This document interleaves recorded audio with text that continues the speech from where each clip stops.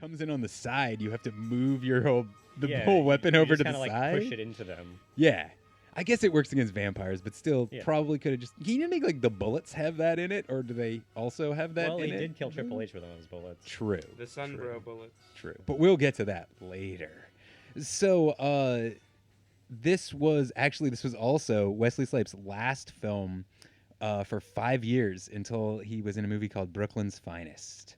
Brooklyn's Finest is a great movie. I never saw it, so I have no... I actually like it. It's a cop film, I'm guessing. Yeah, and it's, I don't mean, the title. We shouldn't get off track, but very quickly, it's like 3 different cop stories, and it's Wesley Snipes. He's like supporting in it, but 3 different cops. One's retiring, one's young, and one is kind of in the middle of his career, and it's got like Training Day vibes. Ain't got shit on me! Ah, okay. Yeah. Interesting. Yeah. I'll have to check it out. Yeah. So this movie had 3 taglines. They are, where it began, so shall it shall end. Where did it begin? Not where it ended, because they didn't begin the movies in that building. No. Unless, I guess the very, very end was what? Blade, like, driving around killing vampires? Again. Yeah, so, like, I don't know. I guess it did kind of start where it started. Because I think that's how the first movie starts, is with him fucking killing vampires. Yep. So, the final hunt begins. Well, that's also unsure, because at the end of the movie, you see him driving off on his motorcycle. Yeah. Obviously off to kill more vampires. Yeah, we'll get back to it when we get there in breaking down the story, but I have a big problem about the ending. Anyway, goes in with that. He's fought the forces of darkness alone until now. Also not true. Not true. Yeah. Whistler. He's always yeah. a sidekick. I guess Whistler's chopped liver. And even in the first movie, he had the lady who was who was like the doctor for him. Yep. And then in the second movie, he had like a whole backup team of vampires exactly. that was like helping him out. Yeah, he had the good Ron vampires. Perlman. Yep, Ron Perlman, exactly. Yeah. So wrong, yes. James Christopher of the Times London says, Blade Trinity, directed by Dave S. Goyer, is a bloodfest too far. Too far. It was a bloodfest. Nigel Floyd of the Times says, this has all the appeal of reheated, congealed blood. Leona Laurie of Geek Girl Authority calls it was very boring and all the guns look like plastic toys. That's what she called it? That's what she called it, yes. And Jeremy R. raves, this is not a good movie. This is not a drill. It is not a drill. To be fair, it wasn't a great movie. So, how does this movie start? So chaos, pandemonium. So pandemonium. Set me straight here. Does it start with them in the desert, or does it start with? It starts with Blade and all those. Oh no! It starts in the desert. No, it starts with Ryan Reynolds' voiceover. You're right. You're right. Yeah. But then it goes to the desert. Yes. You're right. It starts with Ryan Reynolds voiceovering that everything you know about Dracula isn't true. Yeah. It's not like the movies and the stories. In the movies, Dracula wears a cape, and some old English guy always manages to save the day at the last minute with crosses and holy water. But everybody knows the movies are full of shit. The truth is, it started with Blade, and it ended with Anyway, and Blade's been fighting them forever. Oh yes, and Blade exists. Anyway, here's a vampire movie. Yeah, Dracula taken for granted, but Blade is real. Yeah. Well, it makes sense that this is where the third movie would go. Would be like, all right, Blade's done this, he's done that, might as well fight Dracula. Yeah. Yeah. So then, we're in the desert. Actually, small point there. Blade, first appearance was in the Tomb of Dracula. Tomb of Dracula, yeah. Mm-hmm. And we're actually in the car right now. Yeah, we got that. And is in the movie. And is in the movie. He hands him a copy of the Tomb of Dracula that I believe that's the one Blade first started. Yeah. That's the first appearance where he's got like a green kind of like disco outfit with like a bandolier of wooden stakes. Yeah. Yes. And knives. Which leads into not the scene we're about to talk to, but the scene right after. Yes. But the scene that we're about to talk to is a sick helicopter ride through Iraq. Exactly. Or Afghanistan. To a pyramid. Yeah, Afghanistan, Iraq, something like that. Old No. ziggurat. They say Iraq. They do. You're Yeah. right. They say Iraq Yeah. later. I think they say it at least twice in the movie. True. Yeah. There's like an And- old ziggurat, like or something. And remember, this is 2004. True. Yep. So Iraq War. Yeah. Literally, yeah. Yeah. A squad of vampires. Exactly. Yeah. And so they In drop broad in, daylight. and one of my favorite moments of the movie happens, and I'm pretty damn sure was Triple it's H. Triple H. Oh, yeah. I watched it a couple times. I'm like, it's got to be. Which one of them would do that? Exactly. Triple H flips off the sun. Yeah. Fuck you, son. He boldly says, and I'm like, already this movie is off to a rockin' start. Yeah, going Already 88. Yep. protesting the tyranny of the light of day. Exactly. So apparently in this tomb is housed the guy from Prison Break, Mhm. Dominic Purcell. Yeah, that guy. Yes. Also, let's not forget his sporting role in DC's Legends of Tomorrow You're and right. The Flash. Oh no. As, I was gonna ask you that because I was like, I knew he was in another superhero like TV show Oh, or yeah. miniseries or something. oh, it's terrible. Yep. But that's not even a story that the Dork Web wants to cover. So. No. I mean, we cover Titans, and that's close enough. That's it. Yeah. Oh, So you need to see how bad it is. So they are like they're dressed like they're like a squad of soldiers, as we said, and they have I think they have guns too. I'm pretty Yeah, sure they have like sun-resistant yeah. gear. yeah, and they're all covered up. They go into like this ziggurat, as you think you said. Yeah. And Like old Mesopotamian, or they have like cuneiform on the walls. yeah, and yeah, stuff. yeah. Because at one point Triple H is like, "What's this chicken scratch?" Yeah. It's just chicken scratch. They're like, It's cuneiform. Good one, Obviously. Smarto. yeah. Yeah. And one of the guys has like the tracker from Alien or something, and he's The like, smart vampire. yeah, the smart vampire, Yeah. and he's got like a bowl cut, like his hair's all. This poor guy. We Yeah. mentioned him earlier. He's about to get deaded real hard by Dracula. Who's hungry after a couple. And thousand yeah, I years. think- About to complete his final prison break.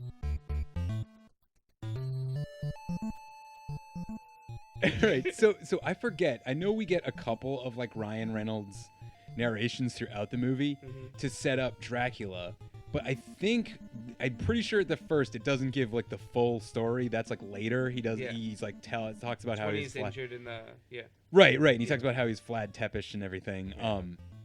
But yeah, so you don't really know what they're doing, but he's like, oh, we found something. There's like a body under the floor, and so they go to I don't know dig. Yeah. Styrofoam. Yeah, they're like, oh, what did you find? A body? And he just kind of nods, like the Yeah. creepiest guy in the Yeah, world. exactly. And they just start, like getting close to it, and then without doing anything further, because before they pulled the magic one rock, which Yeah. like opened up the tomb, and they just get close to it, and then boom. Dracula. I actually think that this is like, if we're looking at this with sincerity, maybe the best scene in the movie, because you Yeah. then see it's like flashes of light and like a pretty decent, not all CGI costume, True. and it's like it's got the one horror sting I think the whole movie. I was actually gonna say I think in general the true form of Dracula Yeah. is the best like CGI in the movie. He looks Yeah. really. I mean, he looks like he's like Predator meets Alien meets Yeah. Dracula, Yeah. but it still stands up today. So like it looked good. For the most part, special effects and another thing I'm a huge fan of, wire work. Mhm. Stunt wise, this movie is really good. Like action fight scene wise, when they don't keep cutting away with weird 3 double screen panel Yeah. effects and random shit. Yeah. When they don't do that and they just let them fight, it looks great. Yeah. Especially like when they're like breaking into the vampire place or when they go to rescue Blade and stuff. Like those fight scenes are really cool. Yeah. And the CGI is fine, but like it's just all the stuff in between that, and some of it just obviously doesn't age well by today's standards and shit. But yeah, that first scene, I agree, I think is the best scene in the movie. And so yeah, the kid the smart vampire gets deaded, and then it just cuts away, Yeah. and we get like Warehouse explosion. Yeah, well, I think we get the we get the warehouse scene and then the title roll. So Yeah. like. And it's happening a little at the same time. Yeah. You I get hate like a that. little bit of it by The the best and then the worst. Right. It like stops and has like Yeah. this effect on the screen, and like a character's name comes up or an And, like, actor's part name. of the screen's cut away Right. with the title card. Right, You're and it's like, like what the fuck. So yeah, cut to warehouse, quiet dockside warehouse. Nothing's going on. Then all of a sudden, Screaming man flying through the yeah, air. That is also really sick. That guy flying through and then just hitting the fucking cars. It's like that the sound design on that was great. Like you hear his like little like as he like hits the fucking the thud of him hitting the car. That was great. Yeah, and then all these quote unquote vampires come running out. Oh no, and it's Blade.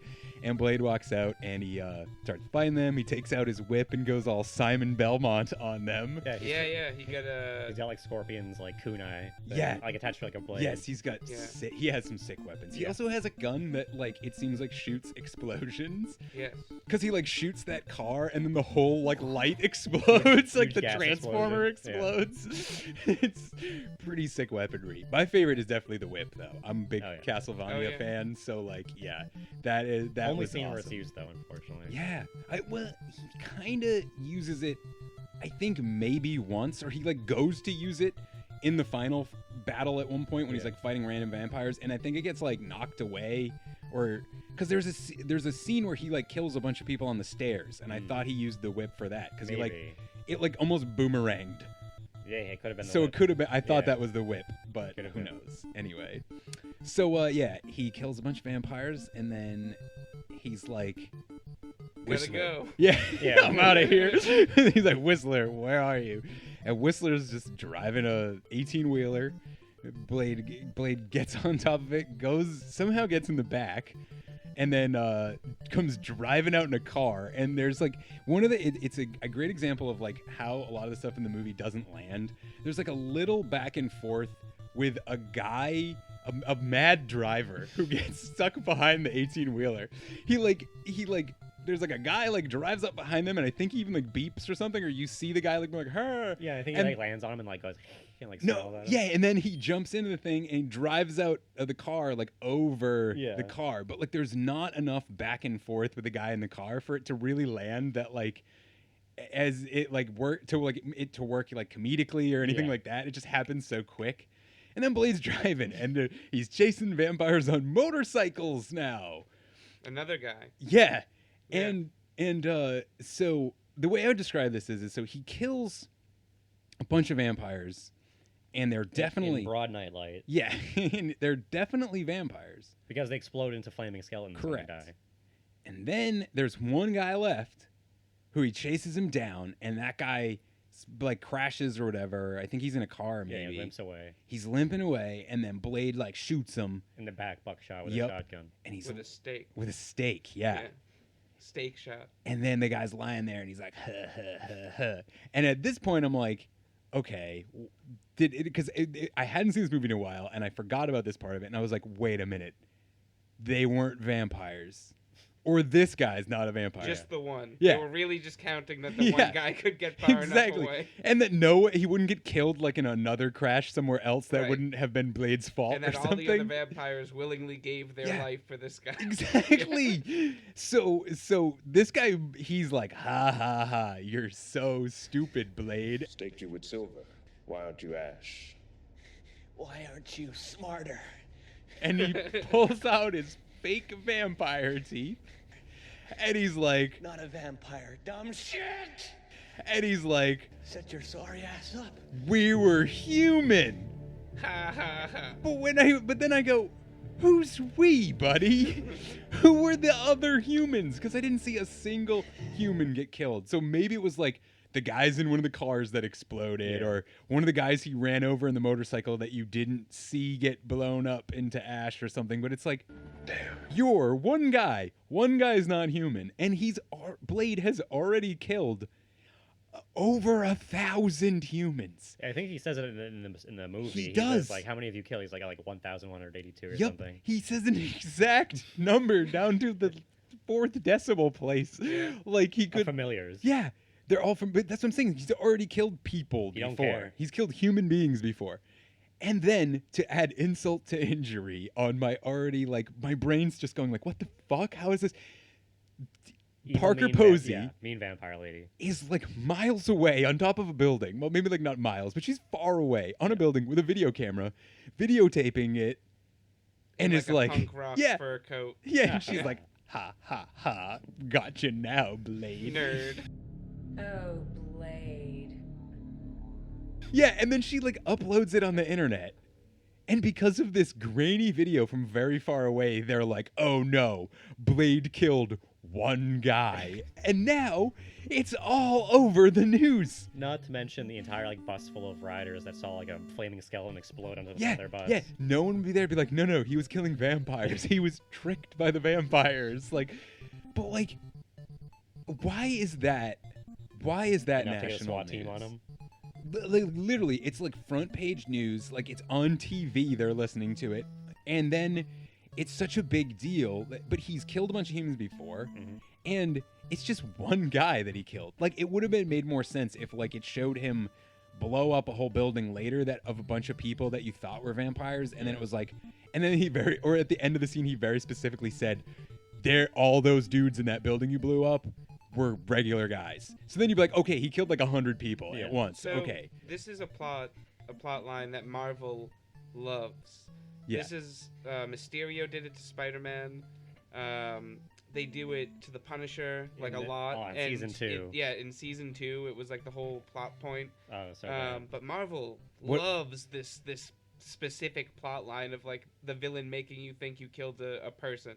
Yes. Yeah. And generally, even outside of that, the general plot line of villain makes the good guy the bad guy in the eyes of people. I mean, I'm pretty sure all 3 Spider-Man movies feature that. Like the first 3, I'm saying. You know, so even going that far back, they've always relied on that storyline, even in the J.K. comics. Simmons. Yeah. He's a menace. He's a menace. Who is Spider-Man? He's a criminal, that's who he is. Photos of Spider-Man. Yeah. I love J.K. Simmons. He's great. He's so good. I'm so glad he was in Far From Home. I know. They I've been saying that for so long. He's They now needed just to like bring Alex him Jones back. in that universe. Him as that character is one of their like probably their top 5 perfect castings out of everyone who has been cast. You know, 100%. he just fits the character so well. His voice, it makes you feel like now I can't hear like the old Jonah Jameson cartoon voice because I just think of him as J.K. Simmons. Yeah. But this is not that movie. This is Blade Trinity. Right, exactly. So now Blade he's a marked man. It's true. And the cops, one of which is played by a guy that for one second I was like, Lance Henriksen? And then it was like, no, it's not. It's that guy. Not Bishop. It's that guy who looks like him who's not him. But anyway, it didn't matter because he did like nothing in the movie. He had like 2 scenes. So him and his other cop are like, we're gonna go get him. Yeah, let's get get Blade. these cowboys. Yeah, let's get these cowboys. Blade, he's going down. And Whistler and Blade have a heartfelt scene where Whistler tries to be like, Blade, dude, you gotta watch out. Careful. You gotta be careful. I'm careful.